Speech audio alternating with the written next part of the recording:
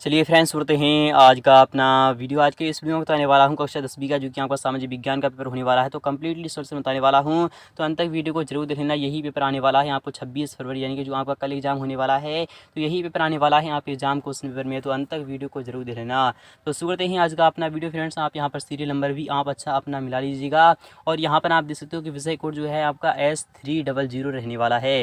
High school मुख्य परीक्षा वर्ष 2022 का यानी इसी वर्ष का रहने वाला है। सामाजिक विज्ञान यानी सोशल साइंस का रहने वाला है। तो टाइम आपको 3 घंटे का मिलेगा, यानी 3 घंटे के अंदर अंदर आपको हर हाल में पेपर को सॉल्यूशन करना ही करना होगा। और मैक्सिमम मार्क आपको पता होना चाहिए कि 80 मार्क्स का आपका पेपर होता है। तो जिस किसी स्टूडेंट को 80/80 चाहिए, इनके 100% जिस किसी स्टूडेंट को करना है, तो वो एक बार वीडियो को जरूर देखेगा। जब आप पेपर करके आओ तो आप कमेंट सेक्शन में बता देना कि कितना फंसा, इस पेपर से आपका कितना लाभ हुआ। तो शुरू करते हैं आज का अपना।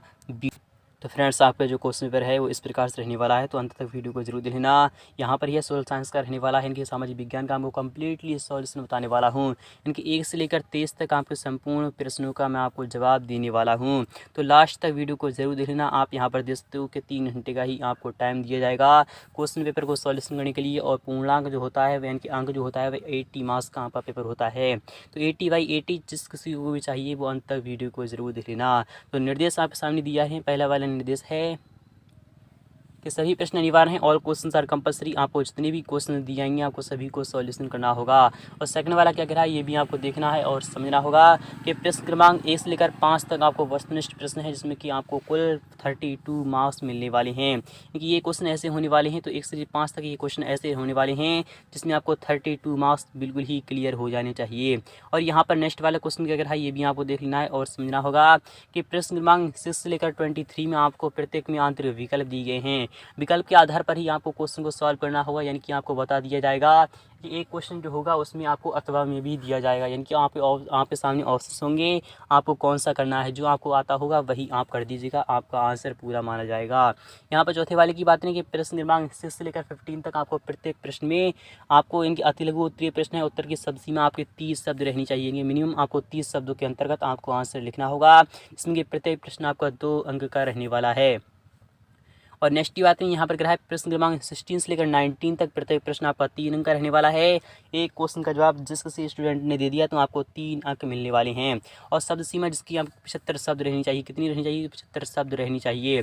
और यहाँ पर देख लीजिएगा प्रश्न क्रमांक 20 से 23 में आपको आंतरिक विकल्प दिए हैं कि यहाँ पर कह रहा है एक क्वेश्चन जो होगा वो 4 अंक का होगा। शब्द सीमा आपकी 120 शब्द रहनी चाहिए। यहाँ पर 7वां जो कह रहा है प्रश्न क्रमांक 20 का उत्तर दिए गए निर्देशानुसार आपको भारत के रेखा मानचित्र पर आपको दर्शाना होगा। तो इसलिए 1 से लेकर 23 तक आपको संपूर्ण सॉल्यूशन कराने वाला हूं, तो अंत तक वीडियो को जरूर देखना। अगर आपने चैनल को सब्सक्राइब नहीं किया है तो चैनल को जरूर सब्सक्राइब कर लीजिएगा और अपने तमाम साथियों के पास इस वीडियो को शेयर कर दीजिएगा, तो यही पेपर आने वाला है आप एग्जाम क्वेश्चन पेपर में। तो आपका जो पहला वाला क्वेश्चन होगा वो इस प्रकार से रखा जाएगा कि सही विकल्प चुनकर लिखना है। आपको क्या करना है, सही विकल्प चुनकर लिखना होगा। यह क्वेश्चन आपका 6 अंक का रहने वाला है। यहाँ पर पहला वाला क्वेश्चन है कि लौह अयस्क किस प्रकार का संसाधन है। क्या लौह अयस्क नवीकरणीय योग्य है? तो बिल्कुल ही नहीं है। क्या प्रवाह है? तो यह भी आपका नहीं है। क्या जैव है? ये भी नहीं है। तो आपका अनवीकरणीय योग्य है। क्या है? अनवीकरणीय योग्य है, यानी कि है इसकी एक लिमिट है। यह कुछ समय बाद क्या हो जाएगा, बिल्कुल ही जड़ से खत्म हो जाएगा, इसलिए आपका क्या हो जाएगा, अनवीकरणीय योग्य है, अर्थात ऑप्शन आपका डी वाला बिल्कुल ही यहाँ पर सत्य हो जाएगा। यहाँ पर बात करें सेकंड वाले क्वेश्चन की, वो इस प्रकार से रखा जाएगा कि पंजाब में भूमि निम्नीकरण का निम्नलिखित में से मुख्य कारण क्या है। तो आपको सिंपली अधिक सिंचाई लगा देना है। अधिक सिंचाई है इसलिए यहाँ पर क्या आ जाएगा, आपको सिंपली यहाँ पर क्या आ जाएगा, अधिक सिंचाई वाला, यानी कि ऑप्शन में आपका सेकंड वाला यहाँ पर बिल्कुल ही राइट हो जाएगा। यहाँ पर बात करें इनमें से कौन सी रबी की फसल है, तो हम जानते हैं चना एक रबी की फसल है और बाकी के चावल, मोटे अनाज, कपास, ये सभी क्या हैं, तो आपके ये सभी आपकी खरीफ की फसलें हैं। आपको ये भी पता होना चाहिए फिलहाल की। अगर नेक्स्ट की बात करें, यहाँ पर क्या है, इनमें से कौन सा उद्योग चूना पत्थर को कच्चे माल के रूप में प्रयुक्त करता है। तो सिंपली जो आपका आंसर हो जाएगा वह सीमेंट हो जाएगा। क्या हो जाएगा, आपको सिंपली सीमेंट पर क्लिक कर देना है, यानी कि सीमेंट ही आपका राइट ऑप्शन है। तो आई होप आपको समझ में आ रहा होगा। यहाँ पर बात नहीं क्वेश्चन एक ही, वो इस प्रकार से रखा जाएगा कि हमारे देश में इनमें से कौन सा महत्वपूर्ण परिवहन का साधन है। तो हम जानते हैं रेल परिवहन है, क्योंकि हमारे देश में सब में क्या है, परिवहन का महत्वपूर्ण साधन है। यहाँ पर क्वेश्चन की बात नहीं कि लौह अयस्क का उत्पादन किस राज्य में सबसे अधिक होता है।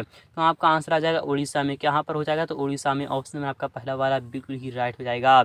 यहाँ पर बात करें नेक्स्ट वाले क्वेश्चन की, वो इस प्रकार से आपका पूछा जाएगा।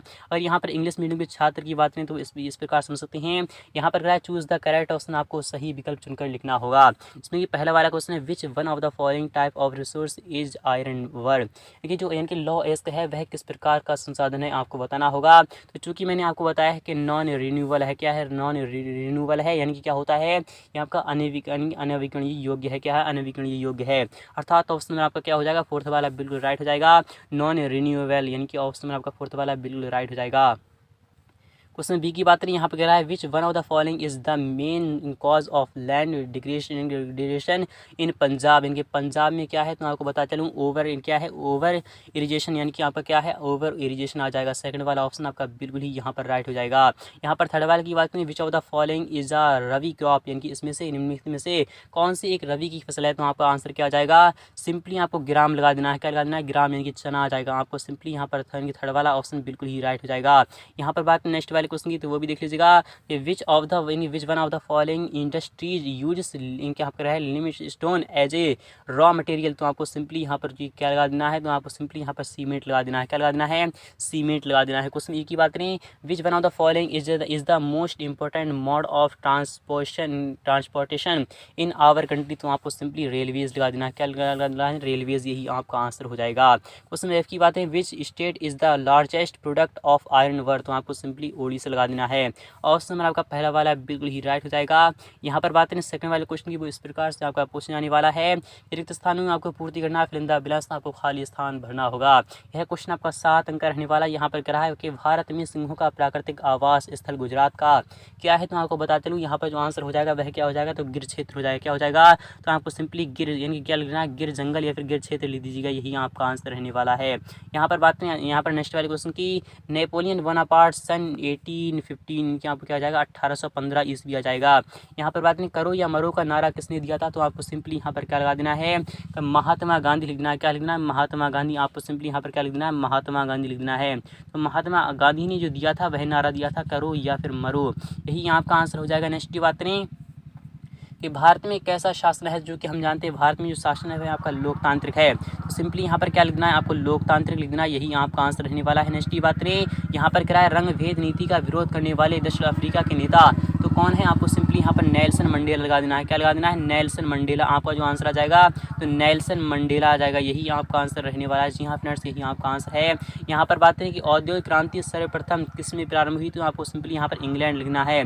क्या लिखना है, इंग्लैंड लिखना, यही आपका आंसर रहने वाला है। तो आई होप आपको समझ में आ रहा होगा। नेपाल में विलक्षण जन आंदोलन सन कब में हुआ था, तो आपको बता चलूँ यहाँ पर जो आ जाएगा वह यहाँ पर क्या आ जाएगा, तो 2006 आ जाएगा। क्या आ जाएगा, 2006, यही आपका आंसर रहने वाला है। तो आई होप आपको समझ में आ रहा है।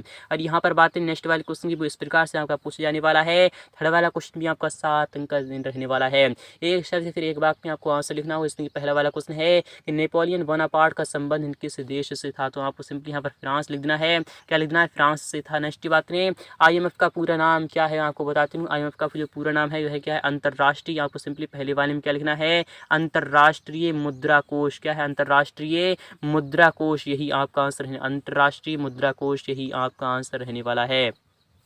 अगर यहाँ पर बात करें मार्टिन लूथर कौन था, तो मैं आपको बताता हूँ जर्मन धर्म संबंध। क्या था, ये जर्मन धर्म संबंध, यानी जर्मन धर्म संबंध, यही आपका आंसर रहने वाला है। तो आई होप ये भी आपको समझ में आ रहा होगा। और यहाँ पर बात करें प्रिंटिंग प्रेस सर्वप्रथम किस सदी में भारत आया था, तो आपको सिंपली लगा देना 16वीं शताब्दी। क्या लिखना है, 16वीं शताब्दी, यही आपका आंसर रहने वाला है, 16वीं शताब्दी।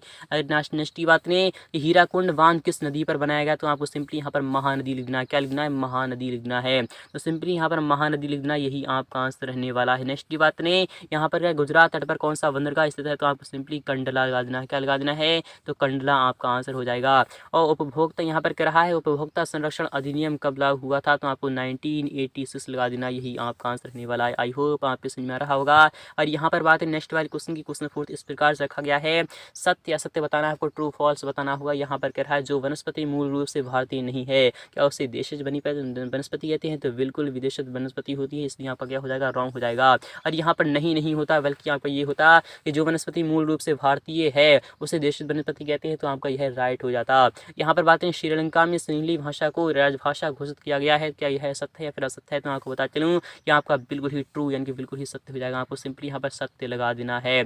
यहाँ पर बात करें कि भारत में एक दलीय प्रणाली प्रचलित है, बिल्कुल ही आपका रॉन्ग है। नेक्स्ट बात है 1990 में भारत में गठबंधन सरकार की शुरुआत हुई थी, ये भी आपका बिल्कुल ही रॉन्ग है। यहाँ पर बात ईसाई धर्म की शाखाएं कैथोलिक और प्रोटेस्टेंट दो भागों में बट गई हैं, क्या सत्य है, तो आपका यह क्या हो जाएगा, बिल्कुल ही ट्रू यानी कि बिल्कुल ही आपको क्या लगा देना है, तो सत्य लगा देना है। तो आई होप आपको समझ में आ रहा होगा। यहाँ पर बात नहीं 5वें क्वेश्चन की वो इस प्रकार से पूछा जाने वाला है कि शहर से ग्राम की ओर पलायन करना यानी कि जाना क्या शहरीकरण कहलाता है, बिल्कुल ही रॉन्ग है। क्योंकि अगर ग्राम की अगर यहाँ पर होता ग्राम से शहर की ओर, यानी कि यहाँ पर अगर होता कि ग्राम से शहर की ओर जाना यानी कि ग्राम से शहर की ओर पलायन करना, तो वह आपका शहरीकरण हो जाता, क्या हो जाता, शहरीकरण हो जाता। बट इसलिए ये आपका क्या हो जाएगा, रॉन्ग हो जाएगा। तो आई होप आप समझ में आ रहा होगा। यहाँ पे 32 मार्क्स बिल्कुल ही क्लियर हो चुकी है। नेक्स्ट बात में नेक्स्ट वाला जो क्वेश्चन होगा वो इस प्रकार से आपका पूछने आने वाला है, सही जोड़ी बनाइए मैच द कॉलम, आपको मिलान करना हुआ। यह क्वेश्चन आपका 6 अंक का रहने वाला है। आपको करना है लोकतंत्र। यहाँ पर लोकतंत्र क्या होता है, तो हम जानते हैं लोकतंत्र होता है बहुतों का शासन होता है, क्या होता है, बहुतों का शासन होता है। और दक्षिण अफ्रीका का जो संबंध है वह किससे है, नेल्सन मंडेला से है। और पूर्ण साक्षर राज्य कौन सा है, तो आपको पता होगा केरल है। कौन सा है, तो आपको सिंपली केरल पर लगा देना है। अर्थव्यवस्था के जो क्षेत्र हैं वह कितने हैं, तो 3 क्षेत्र हैं। मुद्रा का आधुनिक रूप क्या होता है, तो करेंसी होता है। और सूचना एवं संचार प्रौद्योगिकी क्या होता है, कंप्यूटर होता है। तो आई होप ये भी यहाँ पर समझ में आ रहा होगा। ये आपके 32 मार्क्स बिल्कुल ही क्लियर हो चुके हैं। इसके बाद का भी सॉल्यूशन मैं आपको अभी प्रोवाइड करा रहा हूँ, इसलिए अंत तक वीडियो के बनी रहिएगा। यहाँ पर जो क्वेश्चन होगा वो इस प्रकार से पूछ जाएगा कि संसाधन कैसे कहते हैं, व्हाट डू यू मीन, इनकी आपको कहना है what do you mean by resource, आपको रिसोर्स बताना होगा, यानी रिसोर्स कैसे कहते हैं। यह क्वेश्चन आपका 2 मार्क्स का रहने वाला है। आपको मिनिमम 30 वर्ष के अंतर्गत इसका आंसर लिखना होगा। तो मैं आपको जो बता रहा हूँ आपको वही समझना है कि हर वह वस्तु जिसकी हमें उपयोगिता होती है, बल्कि मैं आपको बहुत ही आसान और अपनी भाषा में बता रहा हूँ, हर वह वस्तु यानी वह वस्तु जिसकी हमें उपयोगिता होती है संसाधन कहलाती है। क्या कहलाती है, संसाधन यानी रिसोर्स कहलाती है। जैसे कि यहाँ पे कितने प्रकार का होता है, 2 प्रकार का होता है, आर्टिफिशियल एंड आपका नेचुरल होता है, यानी प्राकृतिक और क्या होता है, मानव निर्मित या फिर कह लीजिए कृत्रिम, इस टाइप से आपका कहा जाएगा। तो प्राकृतिक जो होता है वह प्रकृति से प्राप्त संसाधन, हमें उसे हम क्या कहते हैं, प्राकृतिक संसाधन कहते हैं। जैसे कि यहाँ पर क्या हो जाएगा, पेट्रोल डीजल वगैरह वगैरह हो जाएगा। और यहाँ पर बात है कृत्रिम संसाधन होता है, वह क्या होता है, मैं आपको बताता हूँ। कृत्रिम संसाधन जो होता है जैसे कि यानी मानव निर्मित इनके संसाधन को हम या फिर रसायनों से यानी प्राप्त संसाधन को हम कृत्रिम संसाधन कहते हैं। जैसे कोई भी केमिकल लिख लीजिएगा वही आपका आंसर हो जाएगा। अथवा की बात है कि भारत में पाई जाने वाली 2 मिट्टियों के आपको नाम लिखना है, तो आपको सिंपली काली मिट्टी और लाल मिट्टी लिखना है, या फिर वली मिट्टी या फिर आप यहाँ पर जरूर मिट्टी कोई भी आप लिख सकते हो। तो काली और लाल मिट्टी मैं आपको यहाँ पर लिख रहा हूँ, वही आप लिख दीजिएगा, यही आपका आंसर रहने वाला है। और यहाँ पर बात नेक्स्ट वाले क्वेश्चन की वो इस प्रकार से हो जाएगा कि आरक्षित वन किसे कहते हैं, तो आरक्षित से जाहिर हो रहा है यानी जिसकी सुरक्षा ना की जा सके, यानी कि वह वन जिसकी कोई भी सुरक्षा ना हो, यानी सीमित मात्रा में ही सुरक्षा हो, उसे हम क्या कहते हैं, आरक्षित वन कहते हैं। जैसे कि जहाँ पर खुल्लम खुल्ला यानी कि क्या पाए जाते हैं, जैसे कि आपके जानवर पाए जाते हैं, वहाँ पर जाना खतरे से खाली नहीं होता है, उसे हम आरक्षित वन कहते हैं। वहाँ पर जैसे कि पहले के लोग जो थे राजा महाराजा वो शिकार करने जाते थे, तो उसी को आरक्षित वन कहा जाता है। यहाँ पर बात नहीं वाले क्वेश्चन की जैव विविधता किसे कहते हैं, कि एक ऐसा स्थान जहां पर प्रत्येक जीव यानी कि प्रत्येक जाति का इनके जीव जंतु पाया जाता है, उसे हम जैव विविधता कहते हैं। जैसे कि यदि कहीं पर इनके बंदर हो गया, यदि कहीं पर एक ही स्थान पर कई सारे जानवरों की प्रजातियां पाई जाती हैं, उसे हम जैव विविधता या फिर इनके बायोडाइवर्सिटी कहते हैं। यहाँ पर बात नहीं 8वें वाले क्वेश्चन की जूट को सुनहरा रेशा क्यों कहा गया है, तो जूट को सुनहरा रेशा इसलिए कहा गया है उसके रंग और उसके प्रति व्यवहार के लिए उसे सुनहरा रेशा कहा गया है। यहाँ पर बात नहीं 8वें क्वेश्चन की अथवा की, यहाँ पर ये काफ़ी ही महत्वपूर्ण है कि अगर खरीफ की फसलों की आपको नाम लिखना हुआ तो कोई 2 लिखना है, तो आपको बता रहा हूँ मेज़ एंड राइस लिख दीजिएगा, इनके चावल, और आपको क्या लिखना है, चावल एंड गन्ना लिख दीजिएगा, चावल एंड गन्ना लिख दीजिएगा, या फिर आप कपास लिख दीजिएगा, वो भी आपका आंसर हो जाएगा। नेक्स्ट बात नहीं कि जॉबर कौन थे, इसका सॉल्यूशन मैं आपको अभी प्रोवाइड करा दूंगा जस्ट आधे घंटे के अंदर। अथवा की बात नहीं औद्योगिक क्रांति से क्या आशय है, इनकी एक ऐसी क्रांति या फिर एक ऐसा इनकी एक ऐसा संसाधन या फिर ऐसा कुछ कह लीजिएगा कि जैसे कि किसी की काम में में क्या हो रही है, तो बढ़ोतरी हो रही है। जैसे कि यानी अर्निंग ज़्यादा कमाई कर रहा है, उससे हम क्रांति कहते हैं। क्या कहते हैं? क्रांति कहते हैं। कि रुपए में मुनाफा होना, उसे हम औद्योगिक क्रांति कहते हैं। कि क्या होता है? उद्योग में क्रांति। इसका मतलब क्या होता है? उद्योग में क्रांति, जैसे कि उसके व्यापार में, उसके पैदावार में बढ़ोतरी को ही हम औद्योगिक क्रांति कहते हैं। यही आपका आंसर हो जाएगा। आप अपनी लैंग्वेज में लिख लीजिए, क्योंकि सोशल साइंस एक ऐसा सब्जेक्ट है, अपने भावों को प्रकट करना, यानी कि अपने भाव यानी किस प्रकार से बच्चा कहना चाहता है, ये देखता है एग्जामिनर, उसी के हिसाब से आपको मार्क्स देता है। ये नहीं कि आपको किताबी भाषा रट डालो। तो किताबी भाषा तो कभी मत रटना बच्चों। मैं तो यही कहूँगा कि किताबी भाषा आपको कभी भी नहीं रटना है।